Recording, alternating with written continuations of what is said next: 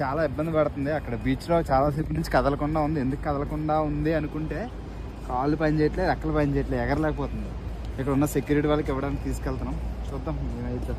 అతను ఎగరలేకపోతుంది. రెస్క్యూ చేస్తాం కదండి బాడీ. ఆ బాడీ ఏంటంటే ఒక రిస్ట్రిక్ట్ ఏరియాలో ఉంది. ఇక్కడ రూల్స్ ఎలా ఉంటాయంటే మనం బీచ్ దగ్గరలో ఉన్నా సరే ఆ లోపలికి వెళ్ళకూడదు అనమాట. రిస్ట్రిక్ట్ ఏరియాలోకి వెళ్ళి బాడీని తీసుకొని వచ్చేసరికి సెక్యూరిటీ వారు చూస్తే లైట్ వేసుకొని టార్చ్ లైట్ వేసుకొని వచ్చేసారు. నైట్ టైం కదా, వచ్చి మిమ్మల్ని ఎవరు వెళ్ళమన్నా లోపలికి అది ఇది అని చెప్పి మాతో కొంచెం ఆర్గ్యుమెంట్ అది చేశాడు. లేదు ఈ బాడీ అసలు ఎగరలేకపోతుంది అది ఇది అని ఇస్తే వాడు తీసుకొని చెక్ చేసి ఓకే మీరు అసలు లోపలికి అలా వెళ్ళకూడదు, ఇక్కడ చాలా స్ట్రిక్ట్ రూల్స్ ఉంటాయండి, చాలా స్ట్రిక్ట్ రూల్స్ ఫాలో అవుతారు. కొంచెం ఆర్గ్యుమెంట్ చేశారు కానీ లాస్ట్గా ఓకే టేక్ కేర్ చేస్తామని చెప్పేసి అన్నారు. మన ఆ బాడీ అలాగని రికవర్ అవ్వాలి. దాన్ని లెగ్స్ రెక్కలు రెండు పని చేయట్లేదు అనమాట, కాళ్ళు రెక్కలు. సో మనం గాడ్కి ప్రే చేద్దాం అది కొంచెం రికవర్ అవ్వాలని.